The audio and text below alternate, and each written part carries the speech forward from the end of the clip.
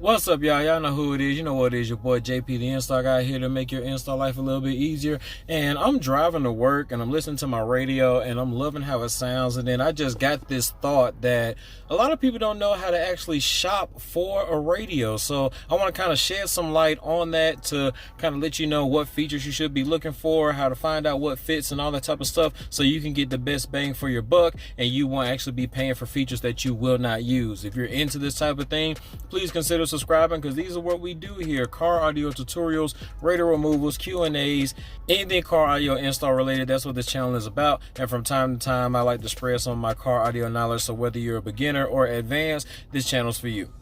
So the absolute first thing that I want you guys to do is to find out what fits your vehicle. I can't tell you how many times we get clients that come in, they automatically start looking at a full face double din radio, but you can only fit a single din. And you will do this by going to websites like metraonline.com. They go to their fit guide, type in your year, make, model of your car, and then it will show you in a drop down menu what dash kit you need, whether that dash kit can fit a single din or double din radio, what wire harness you need, what antenna adapter you need, even if you're looking for speakers, your speaker brackets, your speaker harnesses, all that type of stuff. Now I want to go over single din stuff first, because you're kind of limited on your options. They actually tried to expand those single din options by making these oversized single din radios. So basically you have a double din screen on the front, but on the back side of the actual chassis of the radio is built like a regular CD player. Now the only thing that you need to know about these radios is that some of them still have the double din flush mount, and what I'm basically mean is that even though the chassis in the back is single din, there still need to be a double din dash kit so it can look kind of flush. Now if you only have a din opening, then you need to get a radio that has the single din in the back, and then it has something that you can actually attach a double din screen. And sometimes those screens are a little bit bigger, like the 8-inch, 9-inch, 10-inch. A lot of applications where you only have a single din radio, that might be a radio option for you.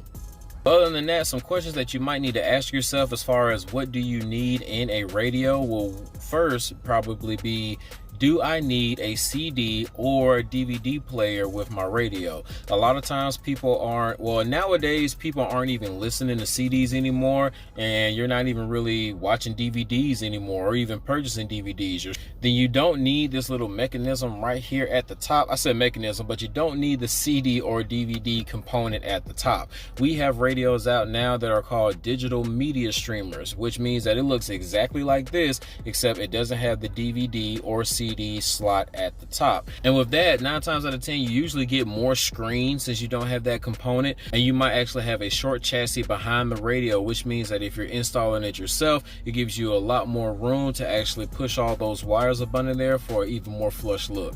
Now if you do still play CDs, or if you do still listen to a lot of audiobooks on disc or watch DVDs and stuff like that, then you definitely need to try to find a radio that has that CD or DVD slot at the top. Now sometimes you can find that they may cost a little bit more because they do have that component in them, but it's usually no more than about 20 to 50 bucks depending on the model of radio that you have. Also, if you want to learn how to bypass that parking brake so you can watch those DVDs or whatever, I do have a video showing you guys how to do that. I will link that stuff in the description and put that card in the corner for you as a secondary source.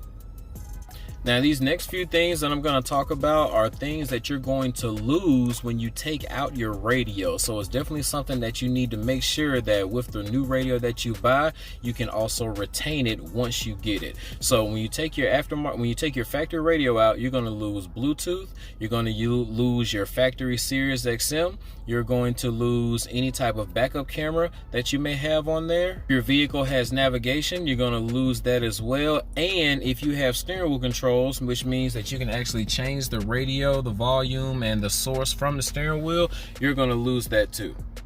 So it's best to get the radio that's going to actually help you retain all of that stuff. Now, unfortunately, everything that you have to retain is going to probably be a different part that you have to buy in order to retain it. And I try to do my best on this channel to help you guys retain all of your stuff by giving you different how-tos. That how-to playlist, which should be popping up in the corner. But let's start first with Bluetooth.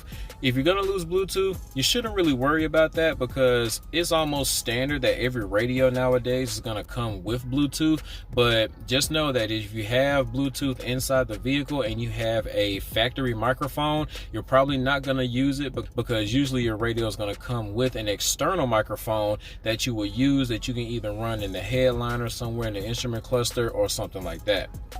Next, with your satellite radio, if you're going to use your Sirius XM, then one thing that you need to do is you need to make sure that you find a radio that is Sirius XM ready. And this is a really big misconception, because a lot of people think that the radios actually have Sirius XM built in. You need a radio that's Sirius XM ready, because that means that it has a connection behind the radio that would allow you to attach a Sirius XM V300. And just know, if you care about your Sirius XM, then that is another piece that you may have to buy in order to keep that subscription going, and so you can control your satellite radio through your radio.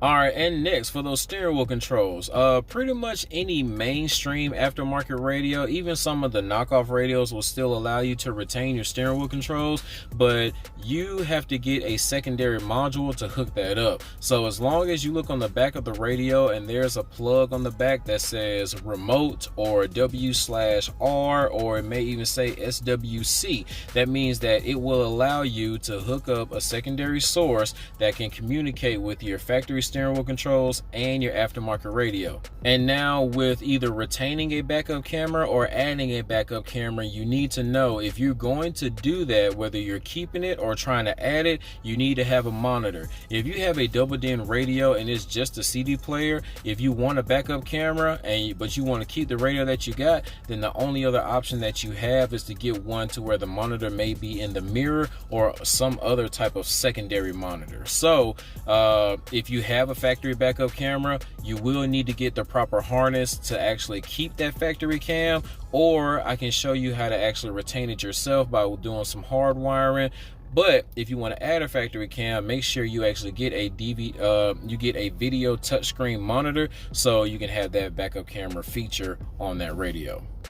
And while we're talking about cameras, if you actually want to add a front cam, then that should be a feature that you look for as well. On the back of the radio, sometimes they actually list to where they have a secondary video input for a front cam and a rear cam. So if you just want one, they usually come standard with at least one video input specifically for the camera. But if you desire to put a front camera on there as well, then you'll have to have that feature.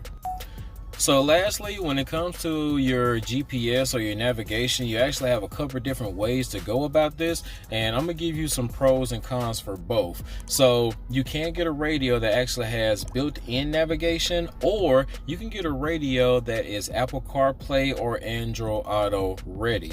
And what that basically means is, with the Android Auto or the Apple CarPlay, you could plug your phone in, and when you plug your phone into the radio through the USB, then if you're using Apple CarPlay, it actually mimics the iOS system to where it looks similar to your phone by using some of the same icons. If you have Android Auto, it's a different type of interface that you will actually see, but both of those will give you either the Siri or the Google Assist, and you can use your Google Maps. If you have Waze, you can use Waze, and if you have like your Apple Maps, you can use that as well.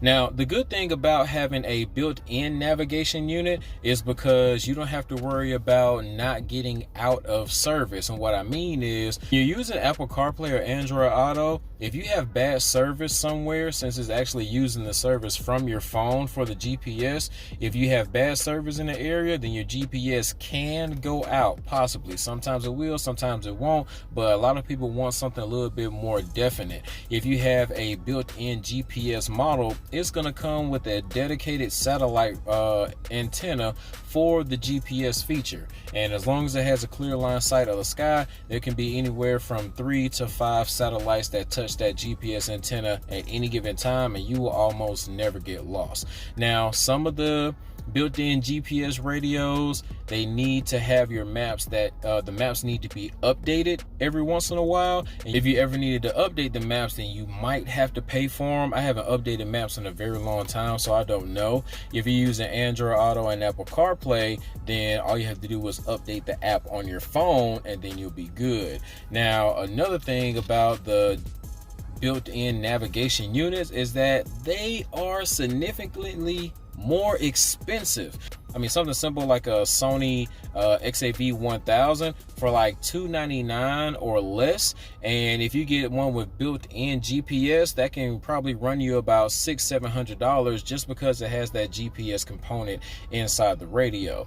Now, the Apple CarPlay and Android Auto radios can get a little bit more expensive if you want wireless, because that does have that Wi-Fi enabling inside the radio. So if in order to do Android Auto and Apple CarPlay wireless, those radios can get up there between like the $500, $600, $700 and up. Now, if you don't mind plugging your phone in, that way it charges at the same time, then you can go ahead and get your regular Apple CarPlay and Android Auto radio. But on the flip side of that, you might not want to overcharge your phone. So like I said, you got pros and cons for both, but I just want to give you the options so you know which one you need to pick.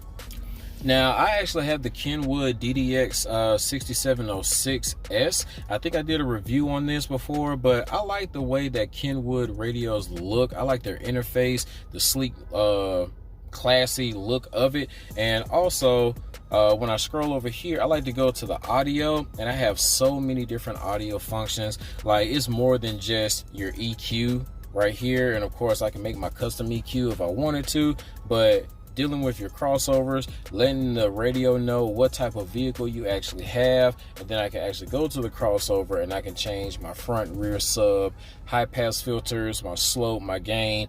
But I'm into audio, so that's a good feature for me. If you're an audiophile, then that's something that you might want to have as well as far as a feature. But also, what I really wanted to show you guys was this vehicle information and gauges and stuff like that. Now, this is because I actually have the Maestro RR wire harness. It's very important to know what wire harness will give you what features. I actually have a video showing you how to do that. That will be linked as well. But if you want to show like your tire pressure, your if your check engine light come on, that's a big thing for me. If my check engine light comes on, I don't have to go to an AutoZone or Advanced or O'Reilly's or anything like that. I can click check engine and it will show me what the code is, and then I can just Google the code, and then it'll let me know what's going on with my car. Also, if a door opens, it'll let you know that the door is open. When I close it, it lets you know that it's closed, because it's literally hooked up to the OBD2 scanner in my vehicle, so it's reading all of my car data. Now, if you want that type of feature, the reason that pertains to the radio as well as the harness is because if you have a radio that's not iDataLink or Maestro ready, then you won't be able to use those features even if you buy the Maestro RR module. And some of you guys who actually have newer model cars, you almost have to have a radio that has the iDataLink in the back, because your AC controls is actually built in to the same dash bezel. So mine are separate. You can see my AC is right down here. So the dash kit that I bought literally just came with this piece, this trim, and the brackets that's in the back. Some of y'all that have a dash that takes up the entire piece, and the AC control and the dash kit is all one piece, when you take that radio out and you put your new radio in, you're probably not even going to have these analog controls anymore. It's either going to be like some buttons, it's going to be digital, or it's going to be a dash kit to where you have to have a radio that's iDataLink ready, so you can control your AC, your heated seats through the radio. So if you want to swap out a radio in that scenario, you literally have no choice but to get one with that feature. If this video brought you any type of value, don't forget to hit that like button, subscribe, share, comment if you want to. And I want to give a quick shout out to all the Patreons. You guys go the extra mile in helping me and supporting the channel. So I go the extra mile in supporting you. We give you all the behind the scenes footage, things that I don't show on YouTube. Also give you those wire colors and help you guys out. And that's where I'm using, that's the platform that I'm using to do all my one-on-one trainings. Now, if you don't want to be held down to anything like too long term, but this video still brought you some value, there should be a heart as of right now at the bottom of the video that says thanks, not asking anybody to do anything that they don't want to do, but anything that you do is greatly appreciated. So I'm about to go ahead and clock out. Well, I'm actually about to go ahead and clock in, but I'm about to sign off of this video. Hope you guys have a blessed day. At the end of the day, this is your boy JP signing out. Peace.